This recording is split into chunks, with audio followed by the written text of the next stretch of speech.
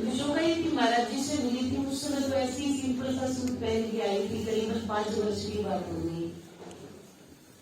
लेकिन हमारे स्वामी जी ने कहा, लोचान जी ने कहा कि देखो जीवन हो तो ऐसा हो।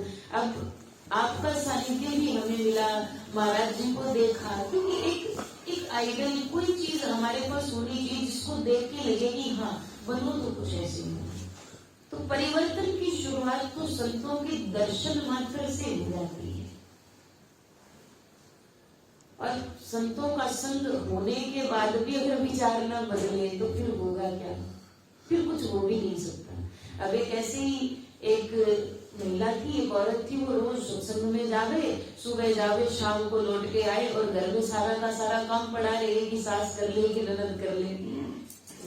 अब काम ना हो, सास को तो टोकना ही टोकना है, अब वो लड़ाई करे, और फिर सास के क्या सत्संग सुन के आई है जो तुझे लड़ाई करनी है।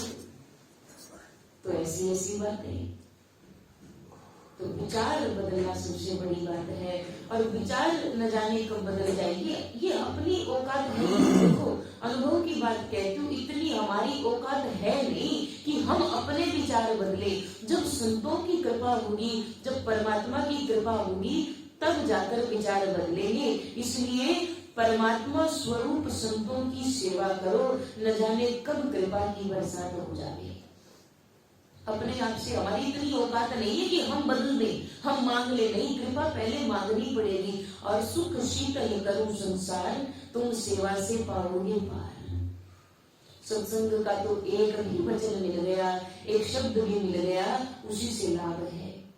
अब एक बार एक सेठ जी का लड़का, बड़ा कुटिल स्वभाव, झूठ बोले, चोरी करे, गलत संगति में रहने लगा, खूब चोरियां करता। तो पंडित जी जो थे उनको बुलवाया गया कि पंडित जी आओ और कथा कर दो, भागवत जी कर दो, कम से कम 1 हफ्ते तक कथा होगी तो कुछ ना कुछ तो सुनेगा। भाई कुछ सुने तो क्या पता इसकी बुद्धि बदल जाए। तो पंडित जी को बुला लिया गया, कथा शुरुआत कर दी गई। अब उसका काम ऐसा, कथा शुरू हो गई, कान में यूं डाले उंगली, दोनों कान में, और जोर जोर से घर से निकले वाक्य। और जब कथा का आरती हो जाए, उस आरती होने के बाद कोई शाम पड़ेगा आता, तो सेठ जी उससे भी बड़े परेशान की पंडित जी को बुला दिया, कथा हो रही है, उसके बाद भी भाग रहा है, क्या करें। लेकिन एक दिन देखो परमात्मा बड़े कौतुकी, एक दिन वो कानों के अंदर उंगली डाल के जब भागने लगा, तो भागते भागते भी उसके कान में एक बात पड़ गई कि ये जो जितने भी देवी देवता हैं, जितने भूत प्रेत इत्यादि हैं, इनकी परछाई नहीं होती। तो ये बात उसके कान में पड़ गई। अब उसके तो मन में दिलानी है कि एक भी शब्द सुन गया तो कैसे सुन गया। अब क्या हुआ, उस रात उन्होंने चोरी की। अब चोरी की तो राजा ने पकड़ करवाई, सो वो भी पकड़ा गया, 7 जन पकड़े गए। तो उनमें एक वो सेठ जी का लड़का, सबको अलग अलग कोठरी में डाल दिया। अब रात के समय राजा ने सोचा कि इन 7 में से चोर कौन कौन से हैं, वो पकड़े गए तो सही बात बनी। तो राजा ने एक देवी का रूप बना लिया, और देवी का रूप बना के पहली कोठरी में गया, और जाकर कहने लगा कि तुमने मेरी सवामणि बोली थी और तू भूल गया। अब देख तूने चोरी की है ना, अब जब तक तू सवामणि नहीं लगावेगा तो तू फंसेगा, पक्की बात है। सो उस लड़के ने तो उसने हाथ जोड़ लिए और कहने लगा, माता जी हमसे तो बड़ी गलती हो गई, इस बार हमें बचा दो बस, और आपकी सवामणि क्या 2-2 बार सवामणि लगा देंगे। दूसरी कोठरी में गया राजा, दूसरी कोठरी में भी इसी तरह की बात हुई। सो तीसरी, चौथी, 5वीं, 6वीं कोठरी में भी, अब 7वीं में बंद सेठ जी का लड़का। अब देवी बना हुआ राजा वहां पहुंच गया। सो उस लड़के से बोला कि भैया ऐसी बात है कि तुमने की है ये चोरी, और ऐसा करो अगर मेरी सवामणि लगा दो तो बच जाओ। सो इस लड़के के कान में एक बात पड़ी थी कि जितने देवी देवताओं में, जितने भूत प्रेतों में, इनकी परछाई नहीं होती। सो इसने देखा कि ये माजरा कुछ और है, इसकी तो परछाई है जबकि देवी देवता की परछाई नहीं होती।